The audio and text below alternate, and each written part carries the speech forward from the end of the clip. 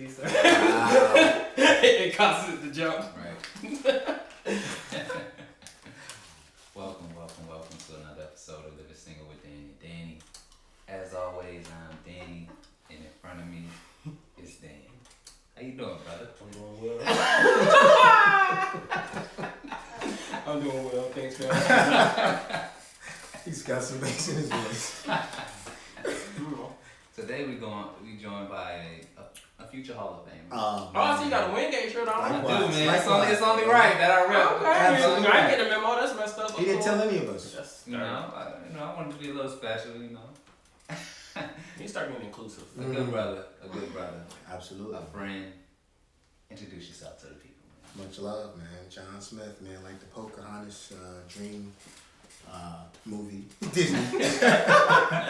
That racial driven That's the one. cartoon. Okay, got it. Yeah, man. Yeah, John Corey Smith. We go way back, Wingate.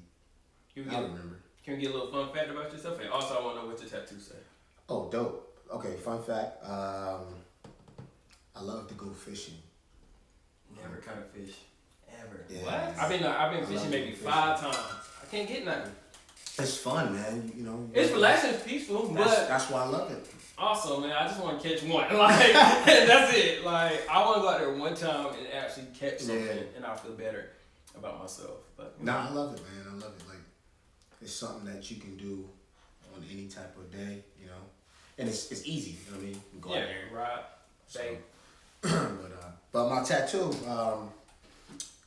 it stands for God is greater than our peaks and our valleys or our highs or our lows. Damn. Just a reminder that, you know, whatever's going came up on. with that? What's up? You came up with that? Nah, that's Okay. okay. Say that. No, I mean, no shit. But I'm like, cause the symbol is literally that deep? He thought I was shouting. Yeah, he thought it. I mean, put me on Surface game. level, we up here. Listen, I'm trying to keep you peace. You know, be okay. Talk to You him. know, that's what I'm asking. I'm trying to acquire knowledge. You know, I'm not trying to diminish mine, my brother. Right. Nah, that is dope though. Yeah, man. Yeah. Not so. It's my first one. I thought I'm like, if I'm gonna get something, it's got to be meaningful, and I'm like a daily reminder. So if I look at it, any situation, if I'm, you know, I got a good day, I'm happy, I'm having, you know, or I had a real hard day, it's like, boom, this is still solid, this is still true. It'll remain constant. You know what See, I mean? I need, like, mine are reminders, Yeah. but I don't never see mine. Like, I don't look at my chest, I don't look at my shoulder, like. But you know you have it. I do, but like, that would be dope, but you know. Yeah. Stigma society. Well, what do y'all think about that? The stigmas in the society, like, with tattoos and stuff like that. You think it's changing from before when we were growing up? Because I think it kind of has. Yes, I think it's changing, but not everybody's joining that wave. Like in certain places, certain organizations, certain industries, sure, it is. And even I'm in the entertainment industry, and right now I work at a venue management facility, or I work for a venue management company for a facility. Right. And, you know, they see all types of people because you're getting in artists, rappers, country, rock stars, and all that. So you see the different walks of life of people. But there's a part of my industry is like, okay, that's them.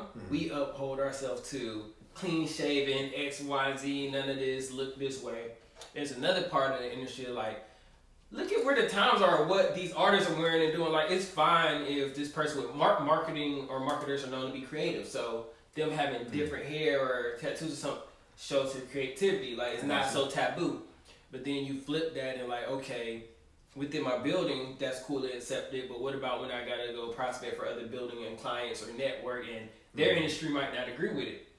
So it's difficult. I'm thankful I don't got no tattoos that are like visible, but I'm thankful that I got brave enough to grow my hair out. Well, that leads me to my next kind of thought on that was like we talk about hair in the workplace. Like, hair is cultural, right? Tattoos not so much. Yeah. You know, we all can have tattoos, whatever. Yeah. Not we all can't have locks in the same fashion that. Yeah. But or hair. But to my point, right? Or hair in general.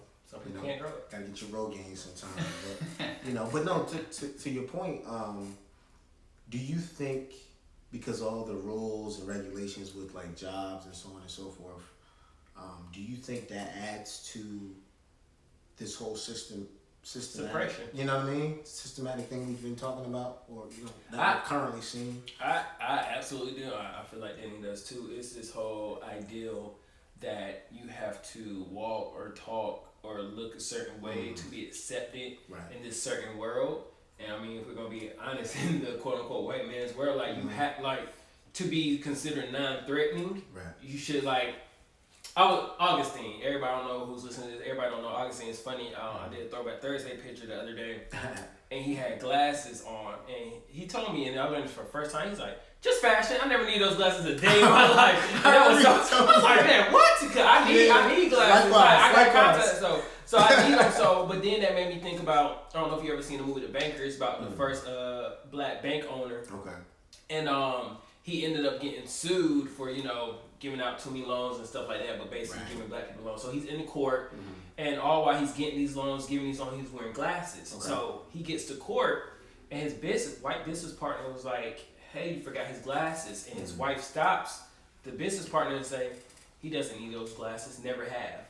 And I think that was so powerful because all throughout life, he's a successful black man, but he wore those glasses because he thought he had to, and maybe he did. That's perspective.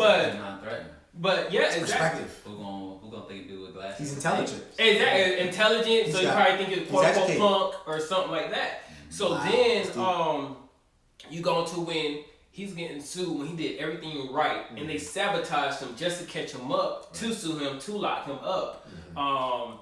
He's like, I'm fed up. Like if I'm gonna do my best and I'm gonna still get locked up or treated like this, I'm gonna go out on my shield. Y'all gonna see me, a black man. So I thought that was so powerful. So yes, I do think it's a system. I do think it's a form of suppression, or is that the word suppression? Am I using it right? Oppression. That's what I'm thinking. So oppression. We felt the vibe on it. Yeah. So I'm there. The live audience today is loud. Goodness gracious. Yeah, we're live in the studio today, huh? But no. So oppression. It made sense why I used it earlier. I promise. But yes, to answer your question, I do. Back to the tattoo. At what point? Yeah. What happened in your life that made that be a significant first tattoo? Like to make this be something I want to look out every day. Okay, that's a phenomenal question, D. We about to go deep. And I knew Danny Blue would do it to me. I couldn't do it to you? Pause, bro. Come on, man. Come on, man. Alright, back to the maturity. Come on, man. We adults. I've been there. When you ready to join us, let me know. I'm not scooping down. You surface level. I'm up here, surface. This is why we get a mediator here. Mature, okay? Now, distinguished guest. Back to the topic at hand, Joe. Please, tattoo. So several different things to kind of answer your question. So first and foremost, I always wanted one, right? Yeah. But again, like I said earlier, I didn't want to just grab one just because and this is dope and 20 years down the line, but like, man, I gotta get this. This is silly. Yeah. But we were talking before about like your paradigms and the way you think about things and how you were raised and how you grew up. Like the things that you know were just consistent work, and you didn't really question them, So, for example, maybe your views on getting tattoos, whether the real traditional, like you should not, whatever. So for me, finding out things in my life that I thought were solid and accurate were the exact opposite. Growing up, what do I mean by that? Y'all like, yo, what you talking about? That's kind of like, because it sounds abstract. That's what I'm saying. I feel what you're saying, though. So pretty much straightforward to it. Last year, 2019, I found out after like 20 years, that like I had another older brother, and that like my biological mom was passed away, and it wasn't basically like I was adopted, but it was a real complicated situation, and it was kind of tore my paradigm up in a sense, not in a negative way because. Your reality almost. Yeah. For sure. Yeah. For sure. My natural way of thinking, because I'm like, wait a minute. How does that, like, initially you don't want to accept that because it's that your life upside down. That I can't even speak right now. It goes against your paradigm. It strictly goes against the extreme. Who you know to be. Right. So for me, I'm like, wow. But what's still consistent through all of that? The fact that something that's greater than me is going to get you through have a better situation planned for it. You know, exactly like you said, to get you through it. How did you, and this may sound like a weird question, but I know people who don't just look to God in those types of situations. How did you turn like straight to faith or stay grounded in your faith? Because some could argue like, I've had all this, and I don't know your situation like before, but I'm assuming I had all this faith before, and look what it did. It turned my paradigm. You can go to that. Yeah. Great question. I'll say this. You know I do that to you? Hey! Boom! Full circle, baby. Full circle. Full circle now. We tied 1-1. 1-1. What's up? Ding, ding. I'm glad I make you raise your game, man. Oh, you don't. Yeah. I'm just trying to make sure everybody else see my greatness. They be blinded by your deep voice. Go ahead. Well, can you repeat the question? I don't remember it, so I hope you gotta get it. No, I'm joking. So what made you trend upward with your faith? Okay, boom, I didn't. Okay, well, there we go. I think it's natural to quite yeah. Like I think when my great grandfather died, he was my best friend as a kid. When he died, I didn't understand death at the time. I was like 8 years old. I was like, why would God take my grandfather away? Yeah. Like, I was like, why would he do that? And I didn't get to see him, so I was angry at God at 8 years old. So I think it's natural when something like that happens. You don't fully understand it. You got to question. It's well said, D. It's a natural progression in your mind because it's like,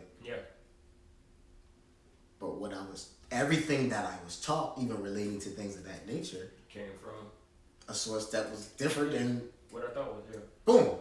So all in all, it's a heavy thought process, but at the same time, it's so beautiful because it's what's the word? Regeneration. You know, you evolve into the next level, you mature into the next place. Like for example, even like when I go back home, y'all both know the journey more than anybody. Trying to come down here for years in the making, bro. And people that know me and don't know me know that like made it happen. Like it's like, man, yo, we gotta make this happen from day one. So again, like I said all the time, seeing it full circle from then to now, it's like, yo, something we talk about, we joking the other day. Some things never change. But it's like, yo, we stay true to it, you know? So, but yeah, man. I think that's the beauty in that, like, even though you said, you know, your paradigm and all that shifted and changed, at the end of the day, you had your essence, you had who you were, and I think that broke through or remained constant, whether you knew it or not. It helped you get to where you at today to make that for tattoo or whatever else. And that's beautiful because that means you had a grasp of who you were. And it showed its true colors. Like anytime you're faced with turmoil or anything, I think anytime that's happened, you know, it's like, all right, you think you this tough or you think you're this strong, like now something happening, we're gonna find out. So anytime I triumphed or I came up on top or I feel like I dealt with it well, I'm like, good for me. Good for me. Because you're just talking, because you think you know, but you don't know until you actually experience it. And I think that's, you know, part of the beauty of life. It's funny how you say that about, since we talk about tattoos and the thoughts on that. The next one I want to get is that strength is not always physical. Fact. And that goes to talking about your paradigms and being strong mentally and understanding who you are versus as a human being and a person individually. Don't care what you believe in. Yeah. Like you said, inward first, intrinsically focused before I put too much out and then get drained. Like we were talking about earlier, you know, with the perspective of let's have a schedule go out. Like, oh, let's drain. I just want to be with myself a little bit. Yeah. Like, I'm cool, you know. It's steps. Like I feel like one thing that's understated, you can't have one without the other, and that's with anything, not just this. But you can't be truly good externally until you're good internally, and vice versa. That's powerful. And you know, same with if you want to throw in relationship, you can't be great in this relationship until you're great individually. Like that's with Yeah, professionally. You can't be this high professionally to this high personally or this high personally to... Like, there are checks and balances within your life and whatever you're going through that I feel like people have to acknowledge. I think sometimes they achieve success in one area and think it's just going to translate, or they begin neglecting another area. It's like, nah, all right, this is cool over here, but you got to make sure this is good too. Or this is great over here, but you got to make sure that's cool. Balance. So I think that's something that get overlooked sometimes, but not even intentionally. Like, school... I'm not even gonna say school does a great job teaching us basic stuff, but school is designed to teach us, reading, writing, all that fun stuff, but it doesn't teach us how to be a person. Like, and I think low-key, I feel like sometimes that should be an element in it, but like, do we trust teachers to do that? But then, how can you teach somebody I was about to say, like, how? And going to that point, it goes like how you're raised and stuff like that, but you don't know what the home life looks like.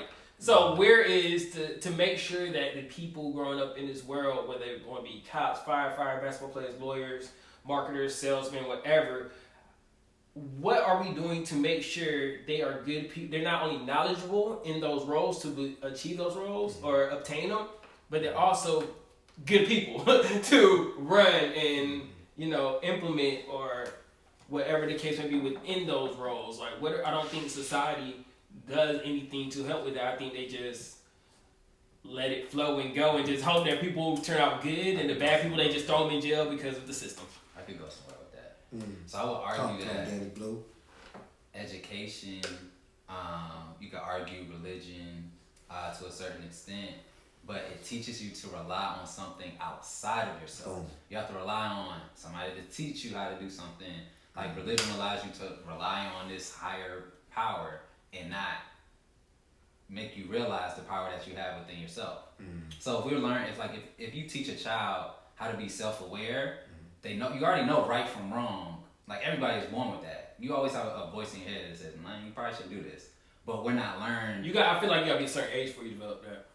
Only because you don't know that touching the stove is hot. You don't know what a stove is. Yeah. Well, you talking about more realistically. Yeah. I'm saying more like, nobody has to tell you, like, stealing something. Yeah. Even if you do not know, your body gonna tell you that. You probably shouldn't be doing it. Your conscience. But again, I think that goes back to just life, because everything is low key a cycle, and if my parents didn't teach me to do that, it's a shot in the dark that I'm going to be aware enough to teach my kids that. Absolutely. And vice versa. It starts with your family. Exactly. But so that's the thing. But okay, that's just one family. Is John going to know that? Is Danny? Is whoever going to know to do that? Yeah. So like, what can be done? Because again, at the end of the day, a parent does have that. I believe a parent does have that more responsibility to teach that, so that the kid can then be 8 or whatever the case may be, and they're with their brother and sister, they know not to hit them or whatever it is. Like, the parents should do that. But at the same time, again, to my point, every parent isn't going to do that. Every child isn't always going to be listening. So maybe it's just we need to be taught how to be aware of ourselves. Because I feel like with me personally, I know you've been on this journey too, and Dan, you as well. But like, going from where I was fresh out of college, like, just how I thought then to how I think now, the clarity that I have now, just intrinsically, is just like, I can do something and know, like, man, you was wrong. You know what I'm saying? Like, now I have that self-awareness. What God is there, though? It's different. Mine would, heartbreak. If we can go by heartbreak, what about you? I would say a combination of different things. Yeah, heartbreak for sure, because that's like a thing. But in different facets, because we talk about heartbreak. We talk about heartbreaks with relationships, heartbreaks, because that's not just girlfriend, boyfriend. That's mother, brother, sister, boom. You know what I'm saying? Like, your cousin, like, your best friend that stole something. You know what I'm saying? Mine was me and my ex, because I put so much of who I was and who I thought I was in our relationship. Like, I placed so much value on us being together that I didn't know who I really was as a person. Like, I didn't know what to think. I was like, oh, you like how I look? All right, with this one, I'll wear this then. You know what I'm saying? Like, oh, you like this to eat? Okay, you want to go here. I'll never forget it, man. I talked to this girl. She like Ty Dolla $ign. Ty Dolla $ign was cool. I like this music. But the moment she told me that, I started listening to mad Ty Dolla $ign. I'm like, hey, you heard this new Ty? Like, bro, like, why are we talking about Ty all the time? Like, I thought you liked it. I do, but stop talking about it. Like, oh, and I felt so dumb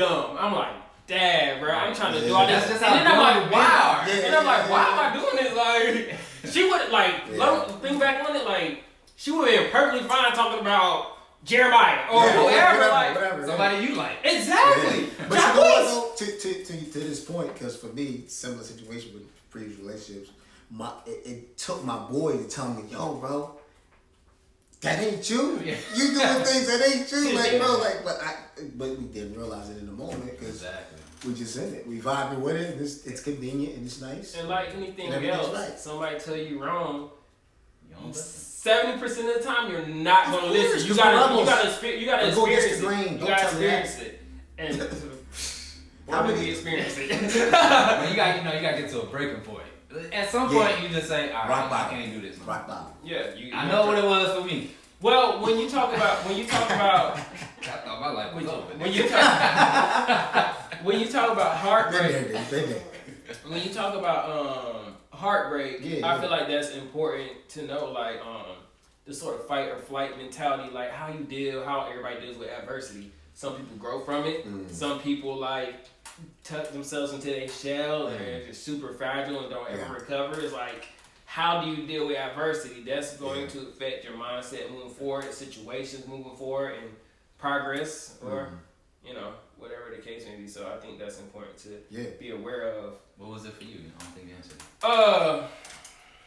I would say probably heartbreak in multiple ways. It's like I've always been big ever since I was like 18. Like I've had, well, I don't have it no more, I don't believe.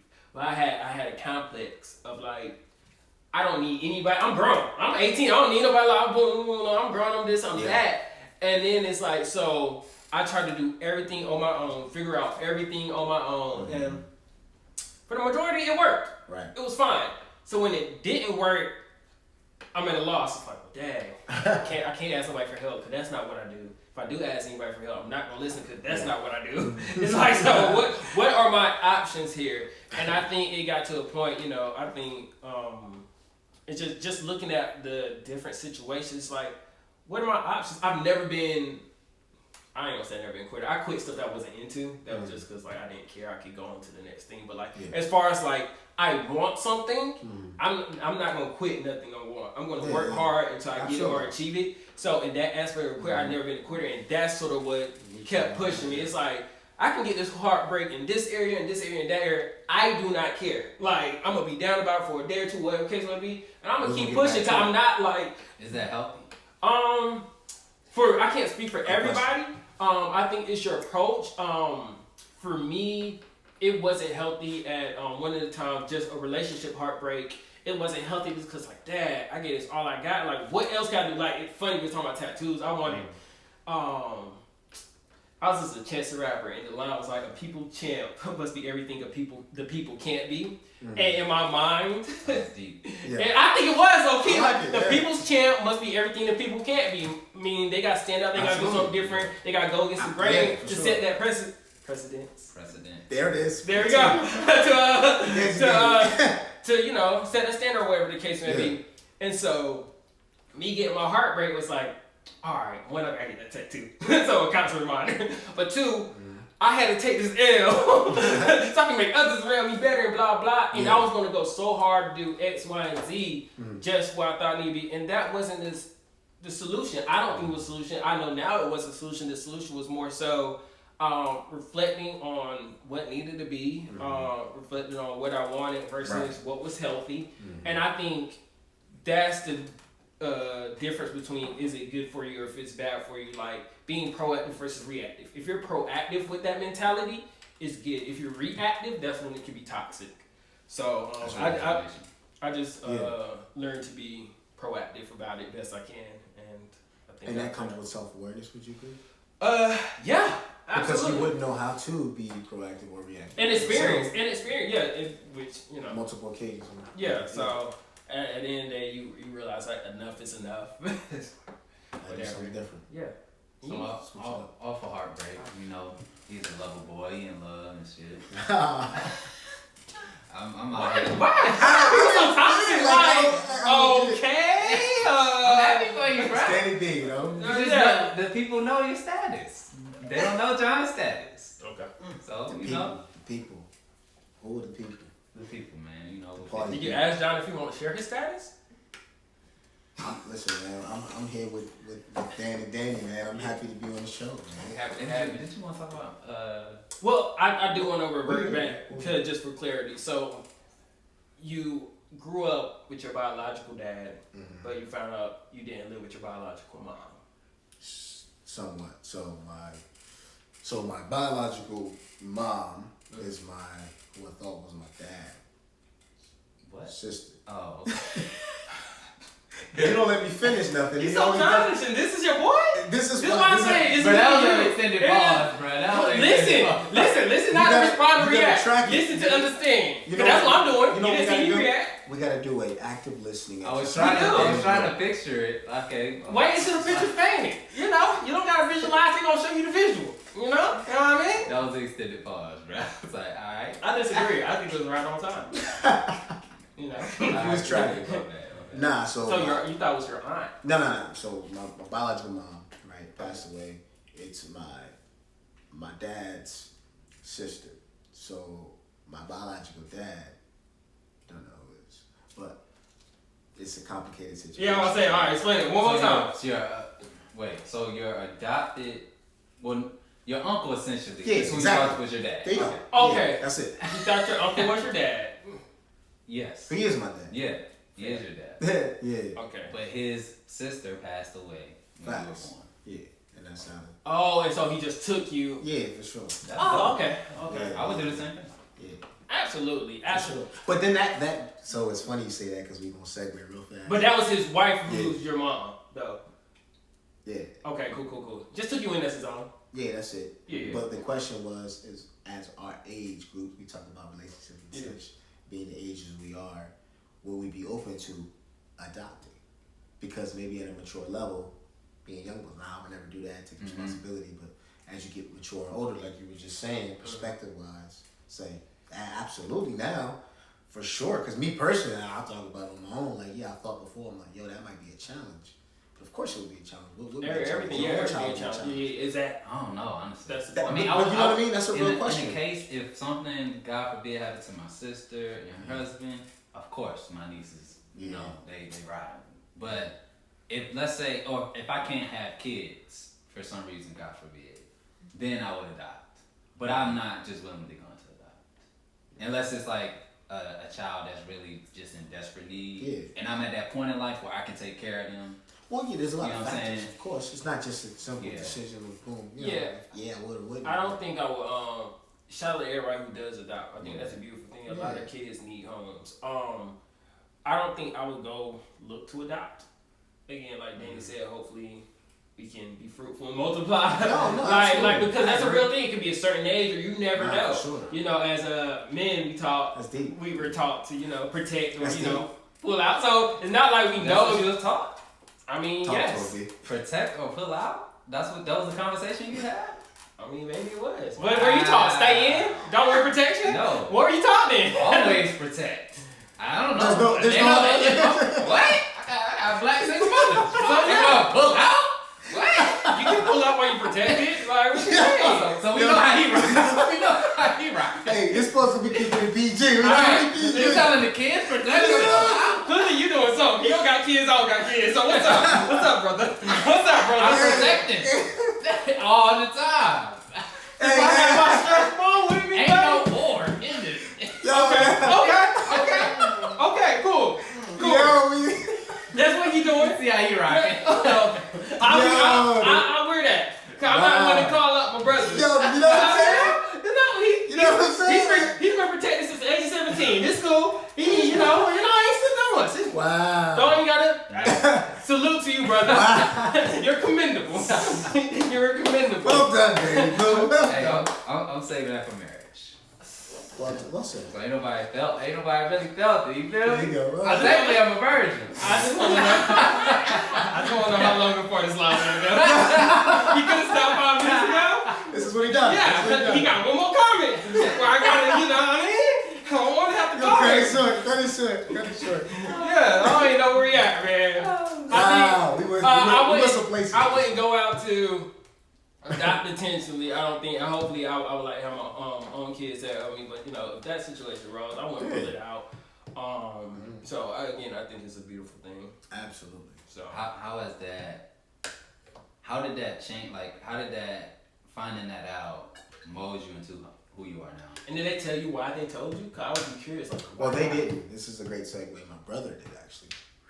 Who is I don't know. My Your OG. cousin? Shout out to Sergeant, Staff Sergeant Aaron Smith. Mm-hmm. I'm sorry. I'm making it Feedback. feedback. I was about to make some beats for y'all, but no, seriously. That kept me solid throughout. So kind of flipping back to the question of earlier of how do you maintain your faith throughout this and believe that it's a better plan. Not only it was very difficult to do it by yourself, but having somebody there that's been through it and knows, because he was there throughout the whole situation. Mm-hmm. So him being my older brother, teaching me everything. How much older is he than you? 10 years. Oh, okay, yeah. So he was when your biological mom passed away. He was. You remember? Yeah. So, but him keeping me solid, like him and then my other brother Brian as well, just molded me into who I am today. Which is like I think about it, it's like you think that sounds so cliche, like, but if you think about it, you know what I mean. If you think about it, it's like, yo, what made you to think the way you think, have the personality you do, have the like you were talking about earlier, the manners and just the way of life, the kindred spirit that we talk about all the time. We just know how to, just interact. Talk about the interpersonal communication with the teaching and things of that nature. Is like it's just perspective 360 wise but having somebody help you navigate that is my point.